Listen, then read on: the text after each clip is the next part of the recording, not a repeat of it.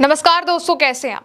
बिना देरी किए आपको जंग की 10 बड़ी खबरें बताते हैं और मिडिल ईस्ट युद्ध से जुड़े हर एक अपडेट पर ले चलते हैं। पहली बड़ी खबर देखिए, ईरान का ऑपरेशन नस्र शुरू हो चुका है। ऑपरेशन नस्र का फेज 2 शुरू हुआ है, जिससे खाड़ी के देशों में कहर मच गया है। कुवैत, बहरीन और जॉर्डन में भयानक तबाही देखने को मिली है।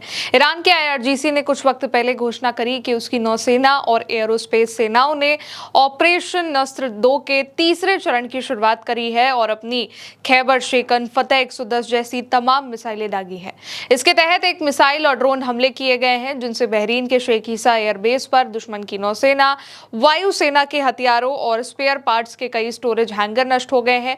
साथ ही कुवैत के अली अल सलेम एयरबेस पर MQ-9 रीपर ड्रोन तैनात करने वाले राम को निशाना बनाया गया है, जिससे कई ड्रोन नष्ट और डैमेज हो गए हैं। कुवैत के मीना अब्दुल्ला में स्थित KJL, जो कि पश्चिमी एशिया में अमेरिकी सेना का मुख्य लॉजिस्टिकल और सपोर्ट सेंटर है, उसे नष्ट कर दिया गया है। बहरीन पर अभी तक युद्ध जो शुरू हुआ है दोबारा से, उसके दौरान का अब तक का सबसे भारी मिसाइल हमला हुआ है। दर्जनों मिसाइलों से देश भर में अमेरिकी सैन्य ठिकानों को निशाना बनाया गया है। पूरे बहरीन में जोरदार धमाकों की खबरें हैं और लोगों ने बताया है कि धमाके इतने जबरदस्त थे कि इमारतें हिल गईं और यह हमला ईरान द्वारा कुवैत को निशाना बनाकर किए गए हमलों के कुछ ही वक्त बाद हुआ। दूसरी बड़ी खबर देखिए, ईरान पर अमेरिका ने किया हमला। अमेरिकी सेंट्रल कमांड ने बताया कि बुधवार को और मंगलवार को ईरान पर हमले हुए हैं। बुधवार सुबह 6 बजे भारतीय समय के मुताबिक 3:30 बजे अमेरिका ने ईरान पर और बड़े हवाई हमले की शुरुआत करी है। ईरान के दक्षिणी पूर्वी शहर बमपूर में सैन्य अड्डे पर अमेरिका ने रात भर हमला किया, जिसमें 7 सैनिकों की जान गई है। अमेरिकी हमलों में सैन्य अड्डों की बैरक, सैनिकों के रहने की इमारतें, सुरक्षा चौकियां और गेस्ट हाउस को निशाना बनाया गया।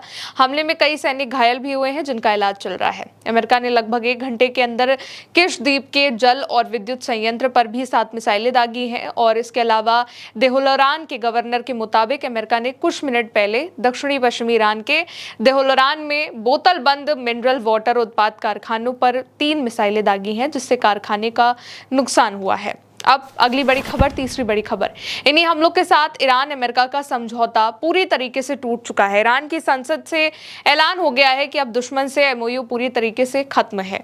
ईरानी सांसदों ने इस्लामाबाद MOU एग्रीमेंट को खत्म करने की मांग करी है। शहीद नेता अली खामनेई का बदला लेने का संकल्प लिया है। ईरान के लगभग 180 सांसदों ने बयान जारी किया, कहा कि अमेरिका के साथ हुआ इस्लामाबाद MOU एग्रीमेंट अब खत्म हो चुका है। उन्होंने इस्लामिक क्रांति के शहीद नेता का बदला लेने का संकल्प लिया। समझौते के खत्म होने की प्रक्रिया की निगरानी के लिए एक संसदीय समिति बनाने की मांग करी गई है और लगभग 180 सांसदों के सिग्नेचर वाला ये बयान ईरानी इलाकों में अमेरिका के बढ़ते सैन्य हमलों और डोनाल्ड ट्रंप के ये कहने के बाद आया है कि युद्ध विराम खत्म हो गया है। अगली बड़ी खबर, ईरान ने संयुक्त अरब अमीरात और बाकी के गल्फ देशों को वार्निंग दे दी है बड़े हमले की। आगे ईरानी मीडिया रिपोर्ट के मुताबिक ईरान ने वार्निंग दी है कि वो ईरानी एनर्जी एक्सपोर्ट पर अमेरिका की नौसैनिक नाकाबंदी के जवाब में इलाके के गल्फ के तेल और गैस एक्सपोर्ट रूट को बंद कर सकता है। फुजैरा पे इसके बाद जो व्यापार है वो लगभग ठप भी हो चुका है। ईरानी अधिकारियों ने कहा है कि UAE की फुजैरा पाइपलाइन और सऊदी अरब की ईस्ट वेस्ट पाइपलाइन निशाने पर आ सकती है। कहा कि या तो सभी तेल और गैस एक्सपोर्ट करेंगे या फिर कोई नहीं कर पाएगा। अगली बड़ी खबर, ईरान पर हमले से रूस भड़क गया है। सीधे अमेरिका को चेतावनी दे दी है, नसीहत दे दी है कि ये युद्ध रोक दो। रूस के लावरोव ने कहा है कि ईरान के खिलाफ अमेरिकी आक्रामकता ने अमेरिका के हमलों ने इस्लामाबाद MOU से खुले कूटनीतिक रास्ते को बंद कर दिया है। रूस के विदेश मंत्री सरगेई लावरोव का कहना है कि ईरान के खिलाफ अमेरिका की नई आक्रामकता तेहरान और वाशिंगटन के बीच इस्लामाबाद में हुए MOU का उल्लंघन है और इससे पूरे फारस की खाड़ी क्षेत्र में आम नागरिकों की सुविधाओं को नुकसान पहुंचता है। रूस के विदेश मंत्री सरगेई लावरोव ने ईरान पर अमेरिका के नए हमलों की आलोचना करते हुए कहा कि इन हमलों में कूटनीतिक कोशिशों को कमजोर किया है और इस्लामाबाद मेमोरेंडम ऑफ अंडरस्टैंडिंग यानी कि MOU से खुले रास्ते को असल में बंद कर दिया है। रशिया से पहले चीन ने भी ये वार्निंग दी थी कि जिस तरीके से हमले हो रहे हैं वो रोक दिए जाने चाहिए और वो भी इसके लिए कोशिश करेगा। अगली बड़ी खबर, रूसी मिसाइल से ईरान हमला कर सकता है। ईरान की IRGC ने वार्निंग दे दी है कि बेंजामिन नेतन्याहू पर रशिया की ओरेश्म का हाइपरसोनिक मिसाइल से वो हमला कर सकता है। रशिया की जो खास मिसाइल है, ईरान का कहना है कि उसका अपना जो इसका वर्जन है उससे वो बेंजामिन नेतन्याहू का पीछा करेगा और ये बात IRGC के एक वरिष्ठ जनरल ने दी है। वार्निंग देते हुए कहा कि जरूरत पड़ने पर हम अपने सैन्य अभियान बढ़ाएंगे और अभूतपूर्व हथियार से यानी कि खतरनाक हथियार से आपका पीछा करेंगे। ईरानी मीडिया के अकॉर्डिंग दिमोना का अस्तित्व ही नहीं रहेगा। दिमोना जो कि इजराइल का एक बहुत ही महत्वपूर्ण परमाणु संयंत्र है। इसका मतलब यह है कि ईरान के आईआरजीसी ने कहा है कि अगर जरूरत पड़ी तो वो रूस की ऑर्शनिक हाइपरसोनिक मिसाइल का अपग्रेडेड अपना ईरानी वर्जन इस्तेमाल करके नेतन्याहू का पीछा करेंगे और खास तौर पर कहा कि दिमोना इजराइल का परमाणु संयंत्र का अस्तित्व खत्म होगा, उस पर हमला होगा। अगली बड़ी खबर, स्ट्रेट ऑफ हॉर्मुज में एक जहाज डूब गया है।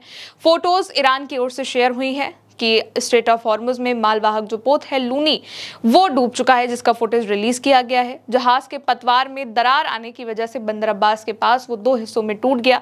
ये घटना ऐसे वक्त पर हुई है जब ट्रंप खुद को स्ट्रेट ऑफ हॉर्मुज का संरक्षक बता रहे हैं और अलग अलग बातें कह रहे हैं। उसी के बाद ये सारी चीजें हुई हैं। अब अगली बड़ी खबर देखिए, अमेरिका 23 साल बाद इराक से अपनी सैन्य मौजूदगी खत्म करने जा रहा है।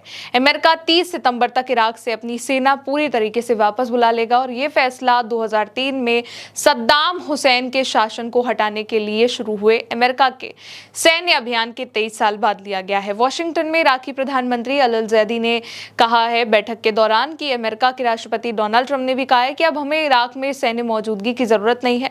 ये भी कहा कि अमेरिका का फोकस अब इराक के साथ आर्थिक और ऊर्जा क्षेत्र में सहयोग बढ़ाने पर रहेगा। अब अगली बड़ी खबर देखिए, ईरान की राजधानी तेहरान के एंगलाब स्क्वायर में अमेरिका के राष्ट्रपति डोनाल्ड ट्रंप को निशाना बनाते हुए एक नया पोस्टर लगाया गया है। ईरानी मीडिया की ओर से जारी तस्वीरों में दिख रहा है कि इसमें ट्रंप को अमेरिकी झंडे में लिपटे ताबूत में लेटा हुआ दिखाया गया है। इसके ऊपर बड़े अक्षरों में लिखा है कि हम ट्रंप को मारेंगे। अब आखिरी और एक और बहुत बड़ी खबर जो आई है वो ये है कि ईरान ने कहा है कि उसने 500 इंटरकॉन्टिनेंटल बैलिस्टिक मिसाइलें तैयार कर ली हैं। आईआरजीसी प्रेस की ओर से इस खबर को छापा गया है जिसमें लिखा है कि ईरान ने घोषणा करी है कि उसने संभावित हमले के जवाब में 500 अंतर महाद्वीपीय इंटरकॉन्टिनेंटल बैलिस्टिक मिसाइलें प्रिपेयर करी हैं। इस बात का दावा यहां पर आईआरजीसी प्रेस की ओर से किया जा रहा है। ये ध्यान रखने वाली बात है। और 201 साल पहले की भी बात है जब ईरान ने इंटरकॉन्टिनेंटल बैलिस्टिक मिसाइल की सफल टेस्टिंग की खबर सामने भी आई थी। और ये बहुत बड़ी खबर है क्योंकि आईसीबीएम इंटरकॉन्टिनेंटल बैलिस्टिक मिसाइल वो मिसाइल होती है जो 10,000 किलोमीटर या उससे ज्यादा दूरी तक हमला कर सकती है। यानी कि अगर ईरान इसका इस्तेमाल करता है तो पूरे यूरोप, अमेरिका के कई हिस्सों तक भी पहुंच सकती है। इसको लेकर के अभी तक ईरान ने ऑफिशियली कोई बयान नहीं दिया है। तो हमले ताबड़तोड़ जारी हैं।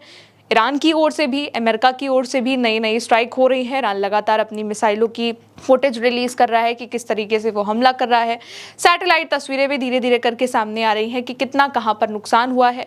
अमेरिका की ओर से भी हमला हो रहा है। एमओयू एग्रीमेंट जो पूरी तरीके से अब टूट चुका है, रशिया हो, चीन हो, ये तमाम देश भी अब इसको लेकर के भड़क गए हैं।